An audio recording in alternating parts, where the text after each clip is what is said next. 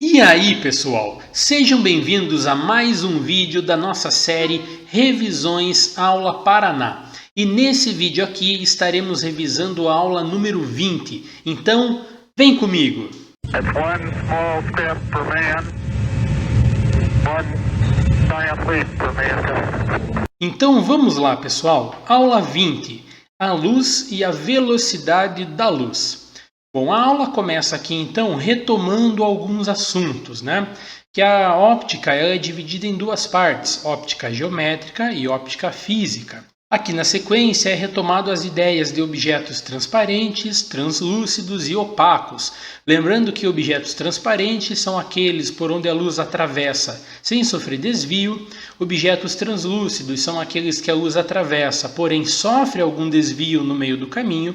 E objetos opacos são aqueles em que a luz não consegue atravessar. E aqui o primeiro quiz, então, só para a gente retomar essa ideia. Ao analisar os seguintes objetos, caracterize como transparente, translúcido e opaco. Então, mesa de vidro liso, transparente, eu vejo através da mesa. Parede de alvenaria, opaco, eu não vejo através da parede.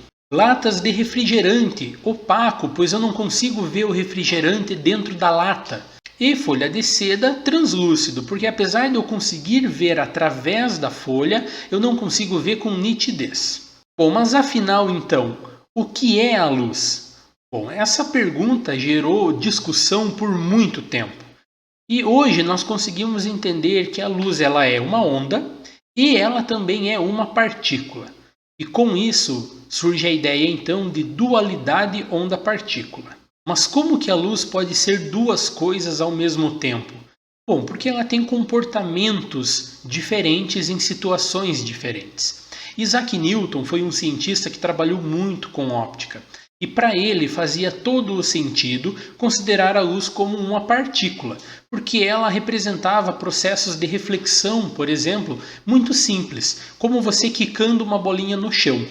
Já para Huygens, a luz não apresentava esse tipo de comportamento nas suas experiências, e sim um comportamento ondulatório, entendendo a luz como sendo uma onda. Essa característica ondulatória da luz, ela fica muito evidente quando nós fazemos uma experiência e podemos observar o que nós chamamos de difração. Thomas Young foi um cientista que conseguiu observar o princípio da difração de uma maneira muito boa, e ele conseguiu explicar muito bem o que é um fenômeno de difração. Bom, então ele lançou luz sobre um orifício muito pequeno, ou uma fenda muito pequena. E ele percebeu que, ao passar por essa fenda, o padrão da onda da luz sofria uma alteração. O que era uma onda plana, quando chegava nesse orifício, se tornava uma onda circular. E isso estava diretamente ligado ao princípio de Huygens, que dizia que toda frente de onda pode se comportar como uma fonte de onda pontual. Então, quando a luz passava por um orifício, ela se transformava de plana em circular. E ao atingir dois orifícios em um próximo anteparo, surgiam então duas fontes de onda. E essas ondas sofriam uma interferência entre si, mostrando aqui na parede um padrão que nós conhecemos hoje como um padrão de difração, ou um padrão de interferência. A luz, entendida como onda eletromagnética, ela surge da variação de campos elétricos e campos magnéticos entrelaçados. Todos os tipos de ondas caracterizadas como eletromagnéticas se movimentam com uma velocidade específica. E essa velocidade é 299.792.458 metros por segundo, sempre que essa onda estiver no vácuo. A fim de praticidade, nós fazemos um arredondamento desse valor para 300 milhões de metros por segundo, ou 3 vezes 10 à oitava metros por segundo na sua forma de notação científica. E como fica então a descrição de Newton para a luz? Já que Newton achava que a luz era uma partícula, será que ele estava errado? Não, ele não estava. E precisamos chegar no século XX para conseguirmos entender melhor essa característica da luz. E isso veio graças a Albert Einstein e Max Planck, com a teoria da quantização da energia. Então, para Einstein e para Planck, a luz era um pacotinho de energia que eles chamavam inicialmente de quanta. Depois, esse nome se tornou fóton, graças a Einstein e a experiência de efeito fotoelétrico. A ideia é que cada fóton de luz, cada partícula de luz, se comporta como um pacotinho de energia muito bem definida. E a partir dessa definição de quantização da energia do fóton, surgiu a ideia de dualidade onda-partícula. Então hoje nós interpretamos a luz como sendo onda ou como sendo partícula, dependendo do efeito que ela causa. Nosso segundo quiz. Young propôs uma experiência que delimitou o limite entre a óptica geométrica e a óptica física. Esse experimento verificou um fenômeno próprio das ondas, que é a difração, Já está marcado a resposta. Reflexão é quando a luz bate em uma superfície e volta para o mesmo meio.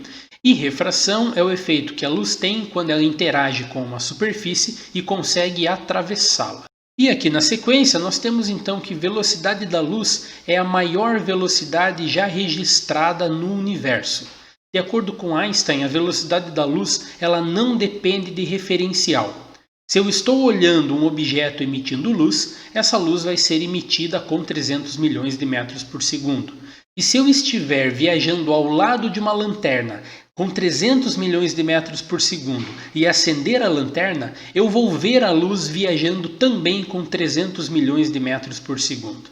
Ou seja, a velocidade da luz ela não depende do referencial adotado. E aí vem aquela ideia, O que é ano-luz? É muito comum a gente ver pessoas utilizando o termo ano-luz para se referir a alguma coisa. E geralmente elas estão usando de maneira errada. Ano-luz não é uma medida de tempo. A palavra ano nos engana muito nessa frase. Ano-luz é uma medida de distância. Ano é uma medida de tempo e luz é uma medida de velocidade. Velocidade vezes tempo é distância. Então, quando dizemos um ano-luz, nós queremos dizer que o objeto está tão longe que eu levaria um ano para chegar nele viajando com a velocidade da luz. Exercício número 1. Analise as afirmativas a seguir, assinalando verdadeiro ou falso e depois assinale a alternativa correta. A luz sempre tem um comportamento de partícula, não importando a situação em que é observada. Errado, pessoal? A luz ela tem um comportamento de partícula e também tem um comportamento de onda. 2. A luz tem a mesma velocidade em qualquer meio, aproximadamente 300 mil km por segundo. Errado, pessoal. A velocidade da luz ela depende do lugar onde está se propagando. 300 mil km por segundo é a velocidade da luz no vácuo. Porém, quando se propaga em outros meios, a luz tem uma velocidade menor do que os 300 mil km por segundo. Então está incorreto o número 2. Número 3. A unidade ano-luz representa uma medida de distância. Isso mesmo, pessoal. Ano-luz é uma medida de distância e não de tempo. Alternativa correta, então, letra C. Apenas a 3 é verdadeira. Quiz número 3, então. Qual desses objetos é o mais distante que pode ser visto a olho nu? Bom, pessoal, aqui eu não sei com base em que o professor queria que vocês respondessem essa questão. Porque em nenhum momento foi falado nada sobre distância de planeta, distâncias de galáxias ou qualquer outra coisa. Mas a resposta correta aqui é a letra E, é a galáxia de Andrômeda. A galáxia de Andrômeda ela está a 2 milhões de anos-luz de distância da gente. O que isso significa? Significa que a luz dessa galáxia leva 2 milhões de anos para chegar até a Terra. E por fim temos o exercício número 2. Marte é o quarto planeta em ordem de afastamento do Sol. Situa-se a 225 milhões de quilômetros do Sol. Em quanto tempo a luz solar demora para sair da estrela e chegar até o planeta? Velocidade da luz, 300 mil km por segundo. Então aqui a gente usa a nossa velha ideia de velocidade média. Velocidade é igual à variação do espaço dividido pelo tempo. Como nessa questão eu quero descobrir o tempo que leva para a luz sair do Sol e chegar em Marte, eu jogo o ΔT que está dividindo no lugar do V e volto com o V dividindo no lugar do ΔT. E aí eu faço as substituições. 225 milhões é a distância, 300 mil é a velocidade. Fazendo essa divisão, nós chegamos em 750 segundos.